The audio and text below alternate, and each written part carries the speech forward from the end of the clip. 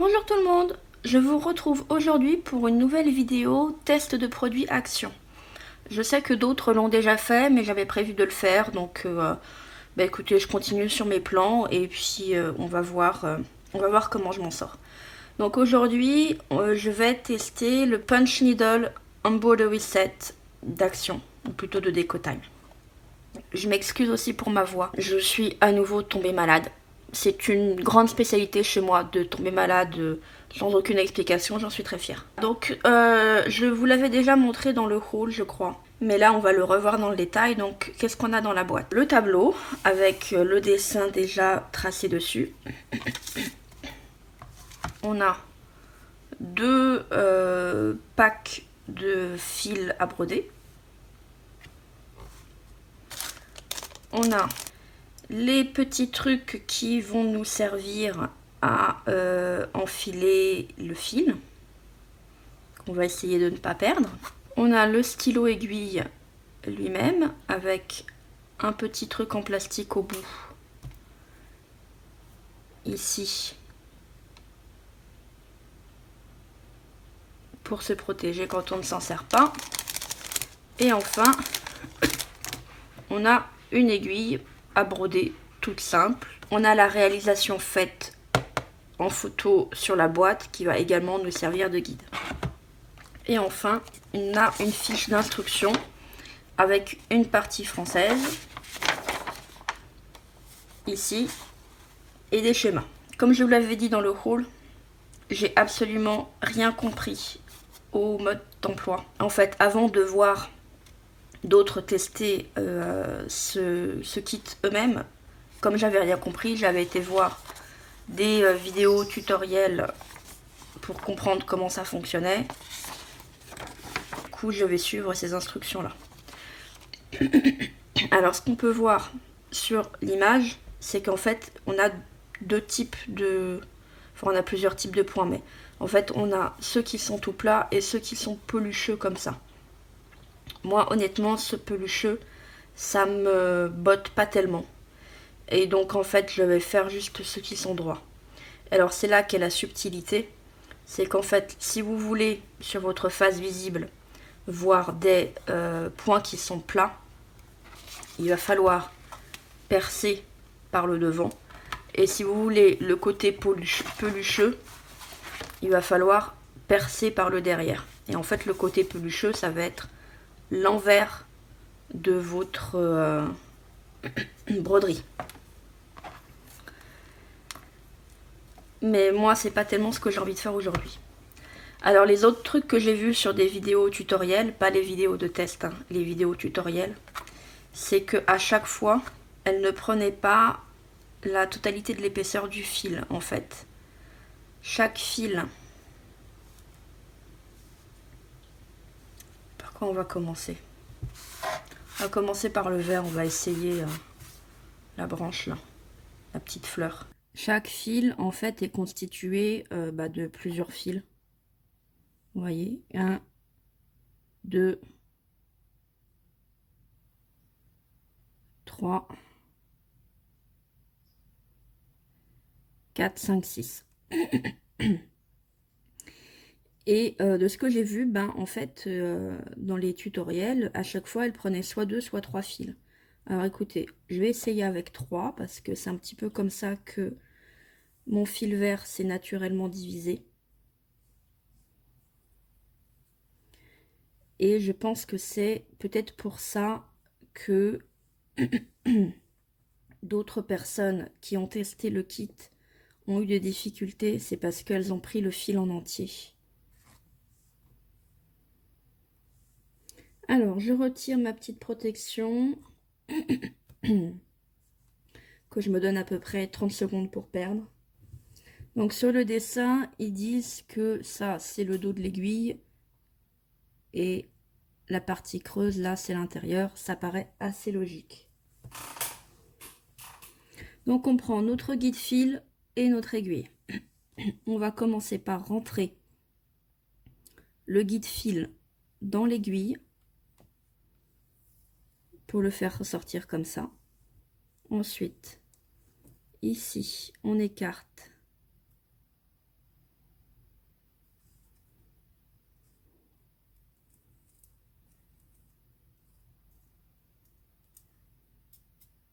Voilà. Je passe mon fil dans le guide fil tranquillement. Je vais lui donner quand même une bonne longueur. Puis je tire par là pour faire rentrer le fil à l'intérieur jusqu'à ce qu'il ressorte à l'extérieur de mon aiguille. Ensuite, étape importante, j'ai un peu mouillé le bout de mon fil, donc je le fais passer dans le chat taillé. Voilà. Bon, je ne peux qu'espérer l'avoir eu à la caméra. Et voilà, normalement, on est prêt à coudre. Donc, moi, je veux du plat. Alors, est-ce que je suis dans le cadre? Alors, l'autre truc très important, c'est que il faut apparemment toujours garder la partie biseautée ouverte à l'opposé de soi. C'est-à-dire que je vais garder ce qui est le dos de mon aiguille vers moi en permanence. Allez, on est parti. Ah oui, je voulais aussi... Je vais mettre deux trucs comme ça pour garder ma toile un peu surélevée pour pas trop piquer, pour que ce soit quand même stable et éviter de piquer mon sol. Ok, alors on pique en gardant bien un angle, voilà, et là je vais retourner, faire sortir mon fil, je ressors et je continue à percer en enfonçant bien mon aiguille jusqu'au bout. Alors pour l'instant ça fait des bouclettes, plus que ce que ça ne devrait, parce que je n'arrive pas à... quand je sors l'aiguille, en fait, je tire trop le fil. Normalement, mon aiguille devrait toujours être en contact avec... J'ai la main devant, vous voyez rien de ce que je fais, je crois. Est-ce que ça va mieux? Peut-être. Voilà, normalement, il faudrait jamais que mon aiguille ne soit plus en contact avec ma toile, mais j'y arrive pas.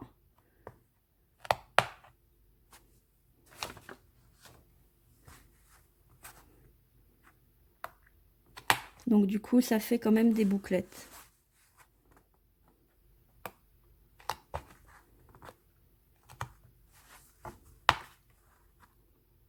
Ah. Bon, là, j'ai foiré les derniers points. Mais c'est de ma faute, c'est parce que, sans le faire exprès, j'appuyais sur mon fil.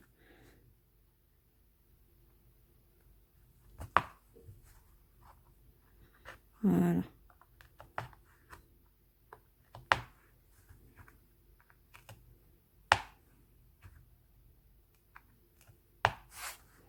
Alors l'autre truc aussi que j'ai vu dans des vidéos, c'est que quand on veut tourner,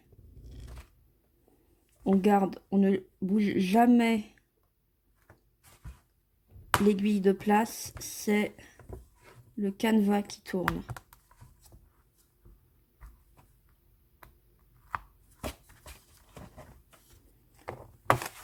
Voilà. Ok, alors je viens d'utiliser tout mon fil vert, c'est-à-dire vu que je l'avais divisé en deux, la moitié de la quantité qu'ils ont donnée, pour faire ça. Au dos, ça donne ça. Alors vous voyez que quand même au dos, ça donne beaucoup plus l'effet bouclette dont je vous parlais. Si on regarde, voilà. Ici, c'est un peu n'importe quoi, mais voilà. Le truc, c'est que si je regarde la photo en vert, j'étais quand même censée faire avec ce fil la totalité de ma végétation là. Moi, j'ai fait la branche et ce bout-là et ce bout-là. Donc avec le bout qui me reste, je suis censée faire ça, ça, ça, ça et ça. Autant dire que 1, c'est très juste, mais que 2, ça confirme quand même qu'il est effectivement indispensable de diviser son fil. Sinon, vous vous en sortez pas. Je vous conseille vraiment de défaire toutes vos bobines et de rassembler les fils comme ça. Vous vous éviterez bien des crises de nerfs une fois que vous êtes lancé dans votre broderie. Avoir vos fils comme ça aussi, ça vous donne une meilleure idée de la quantité de fils dont vous disposez. Alors, j'ai un petit peu avancé dans ma broderie. J'ai rempli en rose là. Alors si vous regardez ici, vous voyez qu'en fait ce rose n'est situé que à cet endroit-là de la broderie et il m'en reste plein. Donc clairement j'en ai pas utilisé assez.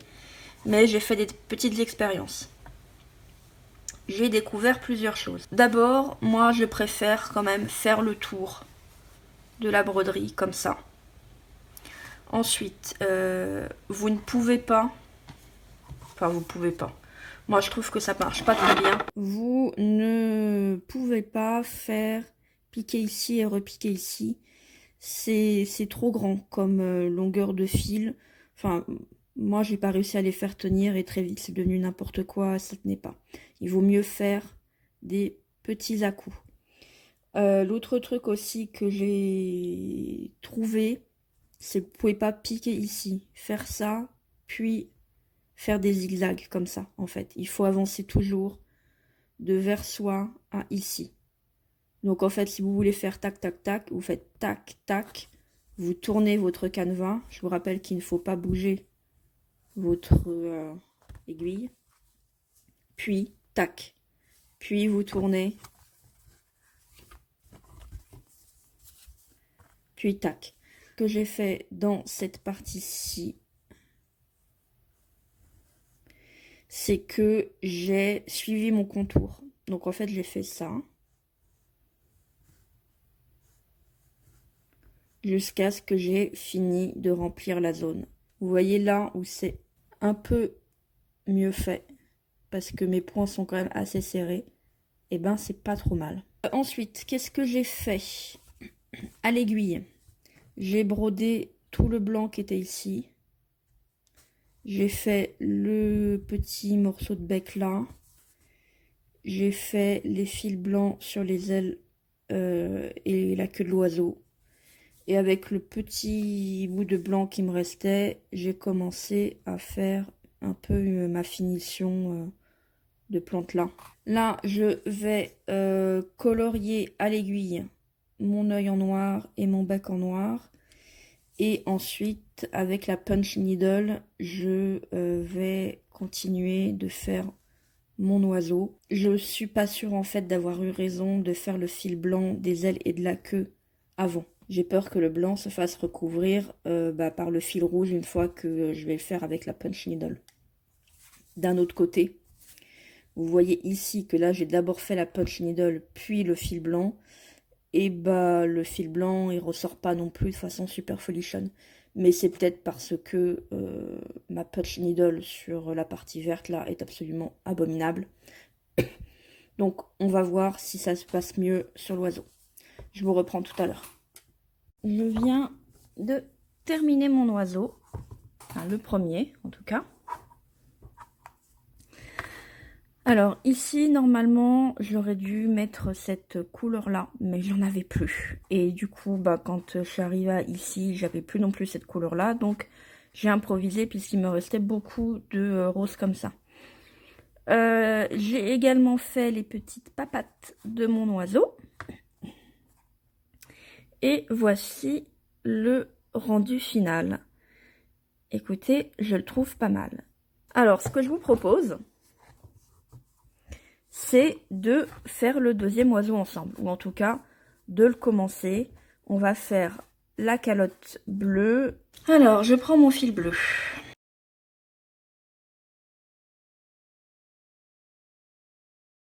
1, 2, 3 brins, 1, 2, 3 brins. Doucement, tout doucement, je le sépare.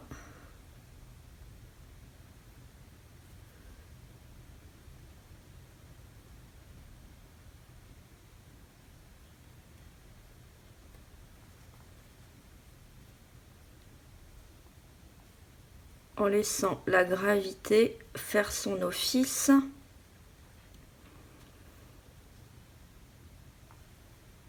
Pour que le brin principal se défasse tout seul sans faire de nœud. Parfois je l'agite un peu.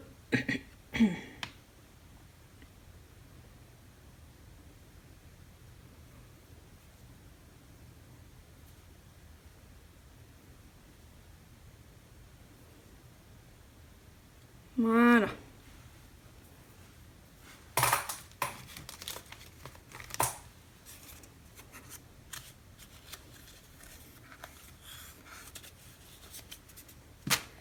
Je prends mon aiguille, mon passe-fil.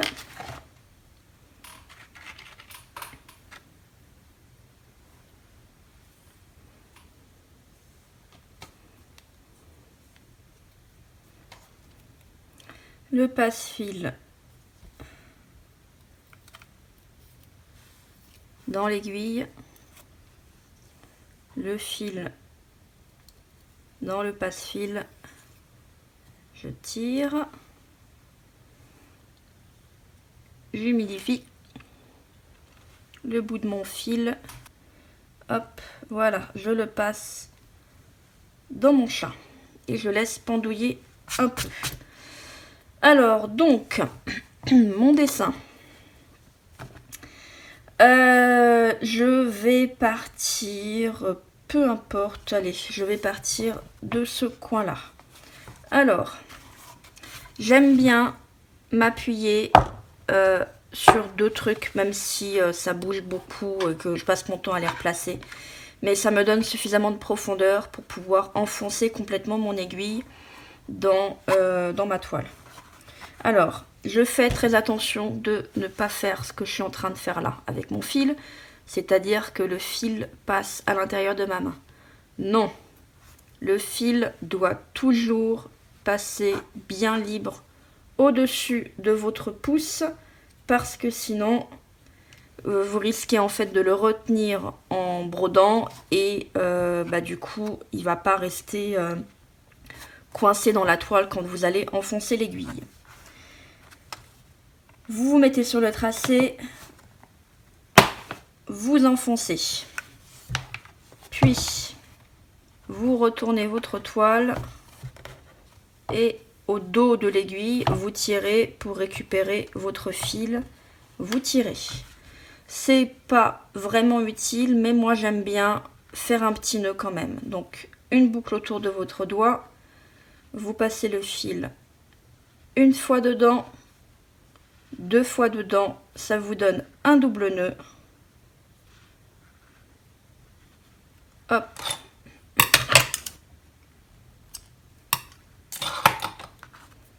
Voilà. Comme ça, mon fil va être tenu. Il ne faut pas trop que je tire non plus, mais il est tenu. Vous replacez la toile dans le sens où vous allez broder. Vous tirez très délicatement le fil pour pas qu'il y ait de jeu entre votre aiguille et la toile. Pour que votre aiguille touche à nouveau la toile. Voilà. Vous veillez bien à ce que l'aiguille vous tourne le dos, c'est-à-dire que le trou est à l'opposé de vous. Le dos de l'aiguille ici est de votre côté. Et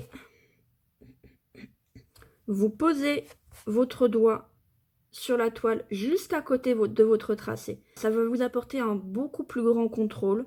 Ça va vous permettre d'avoir des points très réguliers et de ne pas trop sortir votre aiguille les difficultés que j'avais au tout début quand je faisais ma plante là, c'est que lorsque je plantais mon aiguille et que je la retirais, à chaque fois je me retrouvais en gros comme ça. Vous voyez, avec beaucoup de jeux, et du coup ça m'a donné des trucs tout moches et pas du tout réguliers. Donc ici, je replace mon fil et mon aiguille.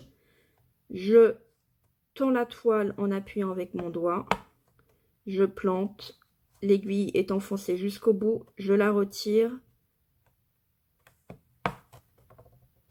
Et je laisse toujours mon doigt en guise de guide. Et je brode en faisant d'abord le tour. Quand j'ai besoin, l'aiguille ne bouge pas. C'est le canevas qui tourne.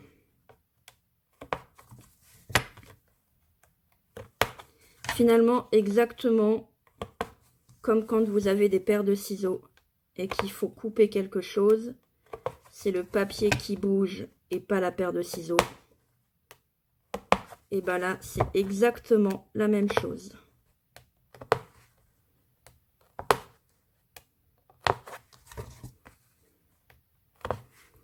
Donc, je fais d'abord mon contour et ensuite,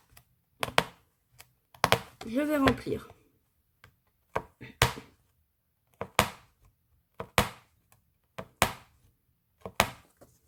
Voilà. L'autre avantage du doigt qui tient la toile, c'est que ça vous permet de broder au plus près de votre fil. Et du fil qui est déjà présent, je veux dire.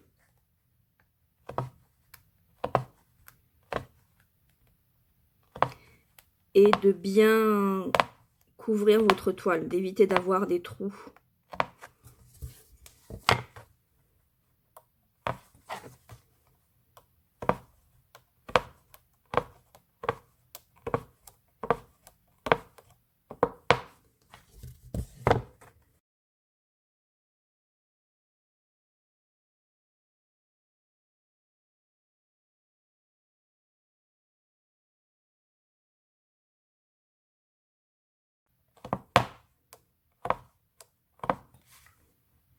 J'ai un petit trou dans ma calotte là.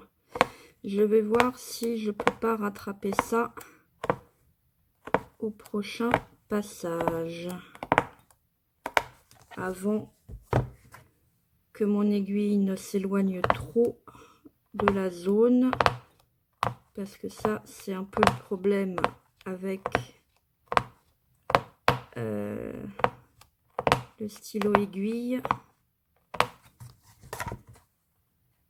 Vous voyez, je sais pas si vous allez voir, juste là, il me manque quand même quelques passages. Ouh, j'ai presque plus de fil. Alors, revenons là où on en était.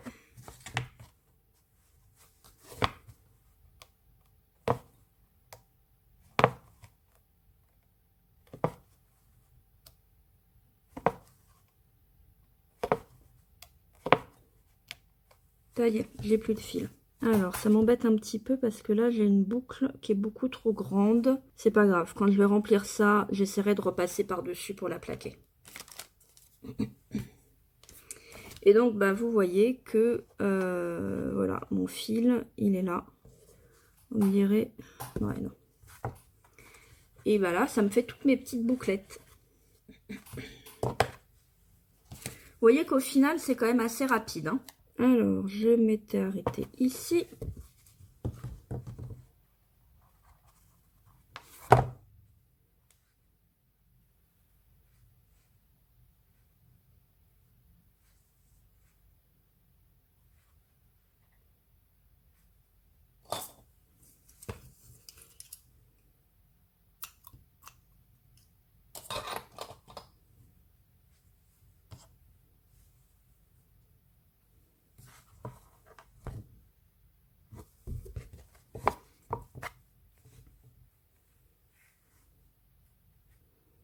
Hop, dos à l'aiguille.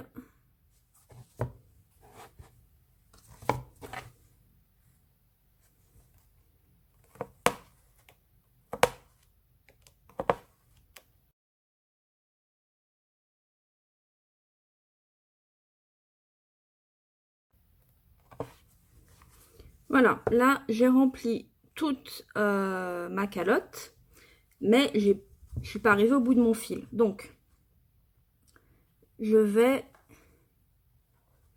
tirer un petit peu pour avoir de la marge, retirer l'aiguille de ma toile.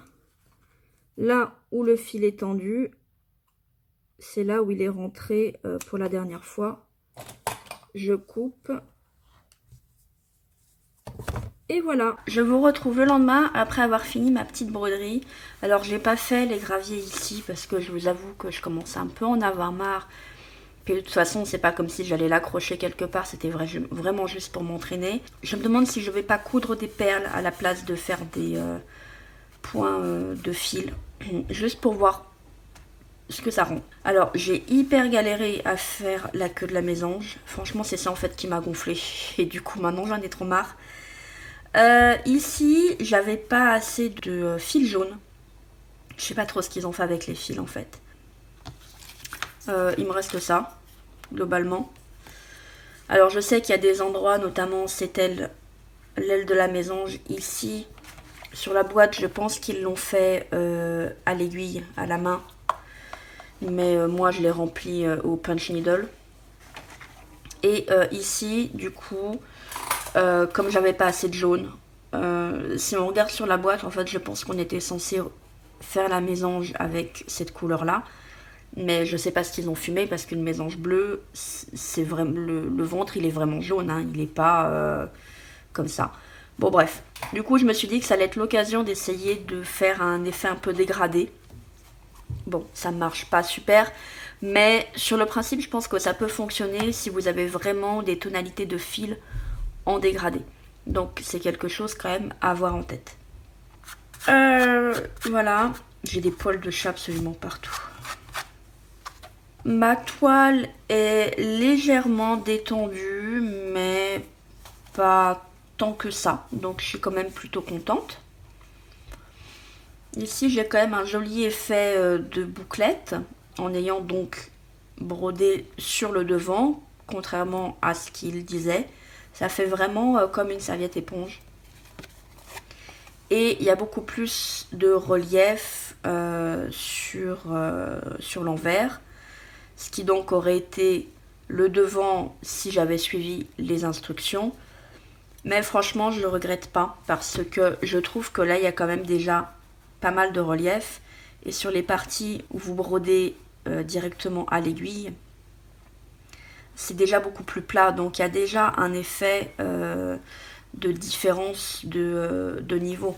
Si vous regardez là, sur l'envers, je trouve que c'est beaucoup trop prononcé. Dire votre mésange, elle a quand même une drôle de tête, quoi. On dirait qu'elle a la tête complètement défoncée, enfoncée dans son crâne.